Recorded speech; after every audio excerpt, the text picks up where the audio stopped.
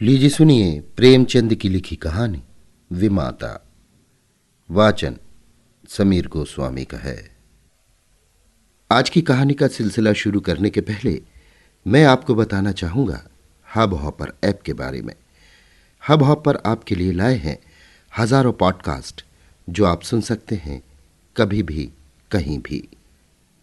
Hub hopper app Bharat की सबसे बड़ी पॉडकास्ट डायरेक्टरी है। हब हॉपर यानी HUBHOPPER ऐप डाउनलोड कीजिए और पसंद आने पर रिव्यू कीजिए व अपने मित्रों के साथ शेयर भी। प्रेमचंद की इस कहानी के अलावा नई और पुरानी कहानियों के सारे एपिसोड आप सुन सकते हैं हब हॉपर पे। तो सिलसिला शुरू करते हैं प्रेमचंद की लिखी कहानी विमाता का, मेरी यानी समीर गोस्वामी की आवाज में। स्त्री की मृत्यु के 3 ही मास बाद पुनर्विवाह करना मृत आत्मा के साथ ऐसा अन्याय और उसकी आत्मा पर ऐसा आघात है जो कदापि क्षम्य नहीं हो सकता। मैं ये कहूंगा कि उस स्वर्गवासिनी की मुझसे अंतिम प्रेरणा थी और न मेरा शायद ये कथन ही मान्य समझा जाए कि हमारे छोटे बालक के लिए मां की उपस्थिति परमावश्यक थी। परंतु इस विषय में मेरी आत्मा निर्मल है और मैं आशा करता हूं कि स्वर्गलोक में मेरे इस कार्य की निर्दय आलोचना न की जाएगी। सारांश ये है कि मैंने विवाह किया और यद्यपि एक नवविवाहिता वधू को मातृत्व उपदेश बेसुरा राग था, पर मैंने पहले ही दिन अम्बा से कह दिया कि मैंने तुमसे केवल इस अभिप्राय से विवाह किया है कि तुम मेरे भोले बालक की मां बनो और उसके हृदय से उसकी मां की मृत्यु का शोक भुला दो। 2 मास व्यतीत हो गए। मैं संध्या समय मुन्नू को साथ लेकर वायु सेवन को जाया करता था। लौटते समय कतिपय मित्रों से भेंट भी कर लिया करता था। उन संगतों में मुन्नू श्यामा की भांति चहकता। वास्तव में इन संगतों से मेरा अभिप्राय मनोविनोद नहीं, केवल मुन्नू के असाधारण बुद्धि चमत्कार को प्रदर्शित करना था। मेरे मित्रगण जब मुन्नू को प्यार करते और उसकी विलक्षण बुद्धि की सराहना करते तो मेरा हृदय बांसों उछलने लगता। एक दिन मैं मुन्नू के साथ बाबू ज्वाला सिंह के घर बैठा हुआ था। ये मेरे परम मित्र थे। मुझमें और उनमें कुछ भेदभाव न था। इसका अर्थ ये नहीं कि हम अपनी शुद्धताएं, अपनी पारिवारिक कलह आदि और अपनी आर्थिक कठिनाइयां बयान किया करते थे। नहीं, हम इन मुलाकातों में भी अपनी प्रतिष्ठा की रक्षा करते थे और अपनी दुर्वस्था का जिक्र कभी हमारी जबान पर न आता था। अपनी कालिमाओं को सदैव छिपाते थे। एकता में भी भेद था और घनिष्ठता में भी अंतर। अचानक बाबू ज्वाला सिंह ने मुन्नू से पूछा, क्यों तुम्हारी अम्मा तुम्हें खूब प्यार करती है ना? मैंने मुस्कुराकर मुन्नू की ओर देखा। उसके उत्तर के विषय में मुझे कोई संदेह न था। मैं भली भांति जानता था कि अम्मा उसे बहुत प्यार करती है। परंतु मेरे आश्चर्य का ठिकाना न रहा जब मुन्नू ने इस प्रश्न का उत्तर मुख से न देकर नेत्रों से दिया। उसके नेत्रों से आंसू की बूंदें टपकने लगीं। मैं लज्जा से गड़ गया। इस अश्रुजल ने अम्बा के उस सुंदर चित्र को नष्ट भ्रष्ट कर दिया जो गत 2 मास से मैंने हृदय में अंकित कर रखा था। ज्वाला सिंह ने कुछ संशय की दृष्टि से देखा और पुनः मुन्नू से पूछा, क्यों रोते हो बेटा? मुन्नू बोला, रोता नहीं हूं, आंखों में धुआं लग गया था। ज्वाला सिंह का विमाता की ममता पर संदेह करना स्वाभाविक बात थी, परंतु वास्तव में मुझे भी संदेह हो गया। अम्बा सहृदयता और स्नेह की वो देवी नहीं है जिसकी सराहना करते मेरी जिह्वा न थकती थी। वहां से उठा तो मेरा हृदय भरा हुआ था और लज्जा से माथा न उठता था। मैं घर की ओर चला तो मन में विचार करने लगा कि किस प्रकार अपने क्रोध को प्रकट करूं। क्यों ना मुंह ढाक कर सो रहूं। अम्बा जब पूछे तो कठोरता से कह दूं कि सिर में पीड़ा है, मुझे तंग मत करो। भोजन के लिए उठाए तो झिड़क कर उत्तर दूं। अम्बा अवश्य समझ जाएगी कि कोई बात मेरी इच्छा के प्रतिकूल हुई है। मेरे पांव पकड़ने लगेगी। उस समय अपनी व्यंग्यपूर्ण बातों से उसका हृदय बेध डालूंगा। ऐसा रुलाऊंगा कि वो भी याद करे। पुनः विचार आया कि उसका हंसमुख चेहरा देखकर मैं अपने हृदय को वश में रख सकूंगा या नहीं। उसकी एक प्रेमपूर्ण दृष्टि, एक मीठी बात, एक रसीली चुटकी मेरी शिलातुल्य रुष्टता के टुकड़े टुकड़े कर सकती है।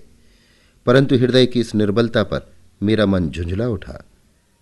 ये मेरी क्या दशा है? क्यों इतनी जल्दी मेरे चित्त की काया पलट गई? मुझे पूर्ण विश्वास था कि मैं इन मृदुल वाक्यों की आंधी और ललित कटाक्षों के बहाव में भी अचल रह सकता हूं, और कहाँ अब ये दशा हो गई कि मुझ में साधारण झोंके को भी सहन करने की सामर्थ्य नहीं। इन विचारों से हृदय में कुछ दृढ़ता आई। तिस पर भी क्रोध की लगाम पग पग पर ढीली होती जाती थी। अंत में मैंने हृदय को बहुत दबाया और बनावटी क्रोध का भाव धारण किया।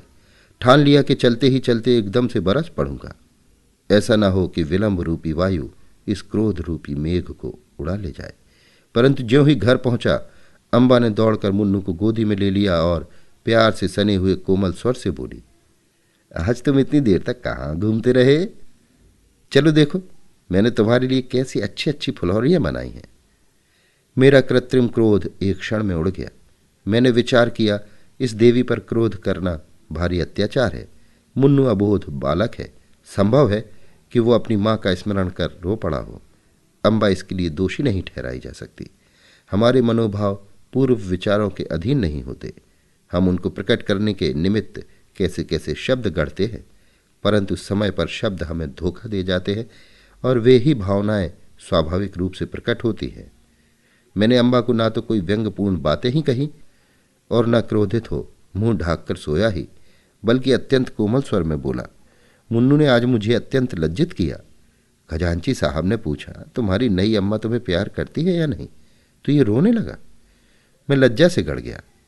मुझे तो स्वप्न में भी ये विचार नहीं हो सकता कि तुमने इसे कुछ कहा होगा, परंतु अनाथ बच्चों का हृदय उस चित्र की भांति होता है जिस पर एक बहुत ही साधारण पर्दा पड़ा हुआ हो। पवन का एक साधारण झोंका भी उसे हटा देता है। ये बातें कितनी कोमल थी, तिस पर भी अम्बा का विकसित मुखमंडल कुछ मुरझा गया।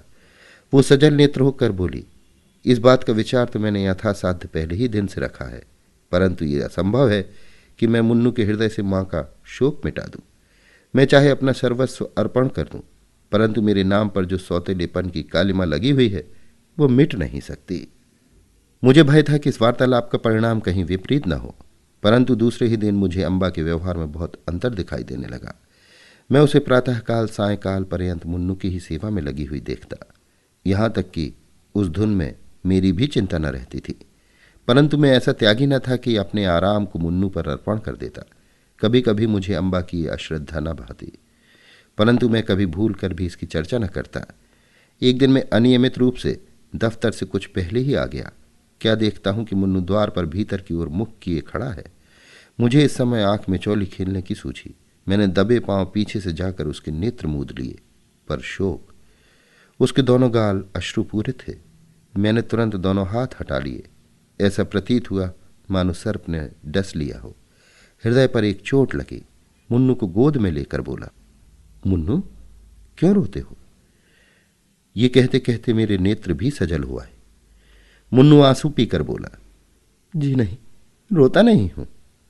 मैंने उसे हृदय से लगा लिया और कहा, अम्मा ने कुछ कहा तो नहीं? मुन्नू ने सिसकते हुए कहा, जी नहीं, वो मुझे बहुत प्यार करती हैं। मुझे विश्वास न हुआ। पूछा, वो प्यार करती तो तुम रोते क्यों? उस दिन खजांची के घर भी तुम रोए थे। तुम मुझसे छिपाते हो। कदाचित तुम्हारी अम्मा अवश्य तुमसे कुछ क्रुद्ध हुई है। मुन्नू ने मेरी ओर कातर दृष्टि से देखकर कहा, जी नहीं, वो मुझे प्यार करती है, इसी कारण मुझे बारंबार रोना आता है। मेरी अम्मा मुझे अत्यंत प्यार करती थी, वो मुझे छोड़कर चली गई। नई अम्मा उससे भी अधिक प्यार करती है, इसलिए मुझे भय लगता है कि उसकी तरह ये भी मुझे छोड़कर न चली जाए। ये कहकर मुन्नू पुनः फूट फूट कर रोने लगा। मैं भी रो पड़ा। अम्बा के इस स्नेहमय व्यवहार ने मुन्नू के सुकोमल हृदय पर कैसा आघात किया था। थोड़ी देर तक मैं स्तंभित रह गया। किसी कवि की ये वाणी स्मरण आ गई कि पवित्र आत्मा इस संसार में चिरकाल तक नहीं ठहरती। कहीं भावी ही इस बालक की जिह्वा से तो ये शब्द नहीं कहला रही है। ईश्वर न करे कि वो अशुभ दिन देखना पड़े। परंतु मैंने तर्क द्वारा इस शंका को दिल से निकाल दिया। समझा कि माता की मृत्यु ने प्रेम और वियोग में एक मानसिक संबंध उत्पन्न कर दिया है, और कोई बात नहीं है। मुन्नू को गोद में लिए हुए अम्बा के पास गया और मुस्कुरा कर बोला, इनसे पूछो क्यों रो रहे हैं। अम्बा चौंक पड़ी। उसके मुख की कांति मलिन हो गई। बोली, तुम ही पूछो। मैंने कहा, ये इसलिए रोते हैं कि तुम इन्हें अत्यंत प्यार करती हो और इनको भय है कि तुम भी इनकी माता की भांति इन्हें छोड़कर न चली जाओ। जिस प्रकार गर्द साफ हो जाने से दर्पण चमक उठता है, उसी भांति अम्बा का मुखमंडल प्रकाशित हो गया। उसने मुन्नू को मेरी गोद से छीन लिया और कदाचित ये प्रथम अवसर था कि उसने ममतापूर्ण स्नेह से मुन्नू के पांव का चुम्बन लिया। शोक, महाशोक। मैं क्या जानता था कि मुन्नू की अशुभ कल्पना इतनी शीघ्र पूर्ण हो जाएगी। कदाचित उसकी बाल दृष्टि ने होनहार को देख लिया था, कदाचित उसके बाल श्रवण मृत्युदूतों के विकराल शब्दों से परिचित थे। 6 मास भी व्यतीत न होने पाए कि अम्बा बीमार पड़ी और इन्फ्लुएंजा ने देखते देखते उसे हमारे हाथों से छीन लिया। पुनः वो उपवन मरुतुल्य हो गया। पुनः वो बसा हुआ घर उजड़ गया। अम्बा ने अपने को मुन्नू पर अर्पण कर दिया था। हाँ, उसने पुत्र स्नेह का आदर्श रूप दिखा दिया। शीतकाल था और वो घड़ी रात्रि शेष रहते ही मुन्नू के लिए प्रातःकाल का भोजन बनाने उठती थी। उसके इस स्नेह बाहुल्य ने मुन्नू पर स्वाभाविक प्रभाव डाल दिया था। वो हठीला और नटखट हो गया था। जब तक अम्बा भोजन कराने न बैठे मुंह में कौर न डालता। जब तक अम्बा पाँव न झले वो चारपाई पर पाँव न रखता। उसे छेड़ता, चिढ़ाता और हैरान कर डालता। परंतु अम्बा को इन बातों से आत्मिक सुख प्राप्त होता था। इन्फ्लुएंजा से कराह रही थी, करवट लेने तक की शक्ति न थी, शरीर तवा हो रहा था, परंतु मुन्नू के प्रातःकाल के भोजन की चिंता लगी रहती थी। हाय, वो निस्वार्थ मातृ स्नेह अब स्वप्न हो गया। उस स्वप्न के स्मरण से अब भी हृदय गदगद हो जाता है। अम्बा के साथ मुन्नू का चुलबुलापन तथा बाल क्रीड़ा विदा हो गई। अब वो शोक और नैराश्य की जीवन मूर्ति है। वो अब भी नहीं रोता। ऐसा पदार्थ खोकर अब उसे कोई खटका, कोई भय नहीं रह गया। अभी आप सुन रहे थे प्रेमचंद की लिखी कहानी विमाता। वाचन समीर गोस्वामी का था।